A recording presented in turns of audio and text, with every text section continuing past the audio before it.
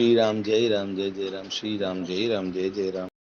जटा मुकुट सुर सरित सिर, लोचन नलिन विशाल, नीलकंठ लावण्य निधि, सोह बाल विधुभाल।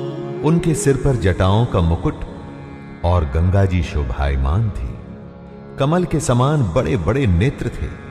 उनका नील कंठ था और वे सुंदरता के भंडार थे।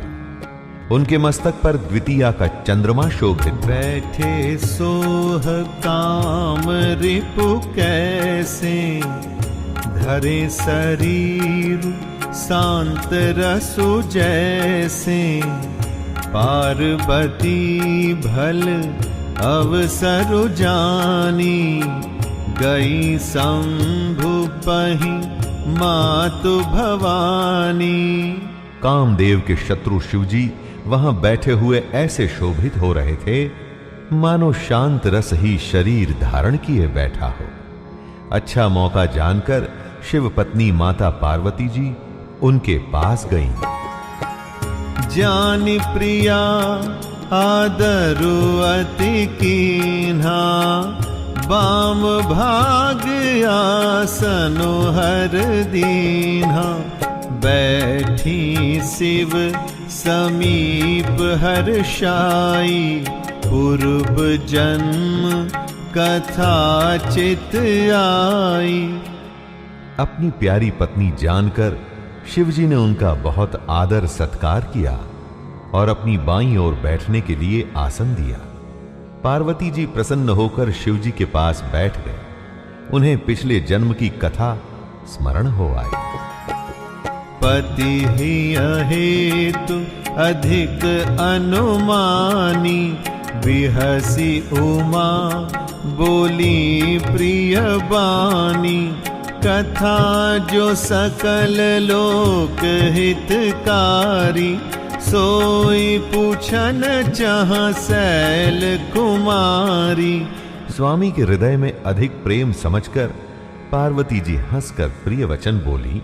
याज्ञवल्क्य जी कहते हैं कि जो कथा सब लोगों का हित करने वाली है उसे ही पार्वती जी पूछना चाहती हैं। विश्वनाथ मम नाथ पुरारी, त्रिभुवन महिमा विदित तुम्हारी, चर अरु अचर नाग नर देवा, सकल करहि पद पंकज सेवा। पार्वती जी ने कहा, हे संसार के स्वामी, हे मेरे नाथ, हे त्रिपुरासुर का वध करने वाले, आपकी महिमा तीनों लोकों में विख्यात है। चर अचर नाग मनुष्य और देवता सभी आपके चरण कमलों की सेवा करते हैं। प्रभु समरथ सर्वज्ञ शिव, सकल कला गुण धाम, जोग ज्ञान वैराग्य निधि, प्रणत कलप तरुना।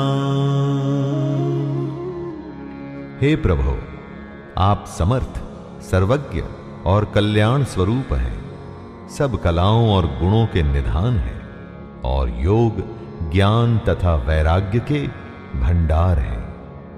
आपका नाम शरणागतों के लिए कल्प वृक्ष है। जौमो पर प्रसन्न सुख राशि, जानिय सत्य मोहि निज दासी, तो प्रभु हरहु मोर अज्ञाना, कहि रघुनाथ कथा विधि नाना। हे सुख की राशि, यदि आप मुझ पर प्रसन्न हैं और सचमुच मुझे अपनी दासी या अपनी सच्ची दासी जानते हैं, तो हे प्रभु, आप श्री रघुनाथ जी की नाना प्रकार की कथा कहकर मेरा ज्ञान दूर कीजिए। जासु भवनु सुर तरु तर होई, सही की दरिद्र जनित दुख सोई, शशि भूषण अस हृदय विचारी, हरहु नाथ मम मति भ्रम भारी। जिसका घर कल्प वृक्ष के नीचे हो, वह भला दरिद्रता से उत्पन्न दुख को क्यों सहेगा?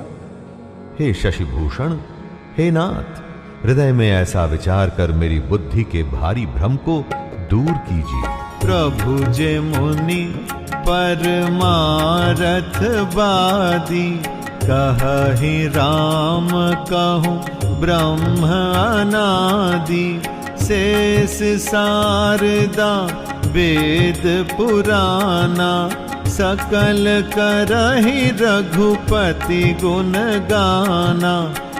हे प्रभु, जो परमार्थ तत्व अर्थात ब्रह्म के ज्ञाता और वक्ता मुनि हैं, वे श्री रामचंद्र जी को अनादि ब्रह्म कहते हैं, और शेष सरस्वती वेद और पुराण सभी श्री रघुनाथ जी का गुण गाते हैं। तुम पुनि राम राम दिन राति, सादर जपहु अनंग आराती, राम सो अवध नृपति सुत सोई, की अज अगुन अलख गति कोई।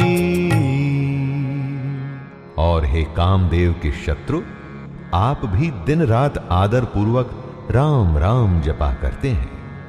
ये राम वही अयोध्या के राजा के पुत्र हैं, या अजन्मे निर्गुण और अगोचर कोई और राम हैं? जो नृप तनयत ब्रह्म किमी, नारी बिरहमति भोरी, देखि चरित महिमा सुनत, भ्रमति बुद्धि अति मोरी। यदि वे राजपुत्र हैं तो ब्रह्म कैसे, और यदि ब्रह्म हैं तो स्त्री के विरह में उनकी मति बावली कैसे हो गई? इधर उनके ऐसे चरित्र देखकर और उधर उनकी महिमा सुनकर मेरी बुद्धि अत्यंत चकरा रही है। जो अनीह व्यापक विभु को, कहु बुझाई नाथ मोहि सो, अज्ञ जानि रिस उर जनि धरहु, जेहि विधि मोह मिटै सोई करहु। यदि इच्छा रहित व्यापक समर्थ ब्रह्म कोई और हैं तो हे नाथ, मुझे उसे समझाकर कहिए। मुझे नादान समझकर मन में क्रोध न लाइए।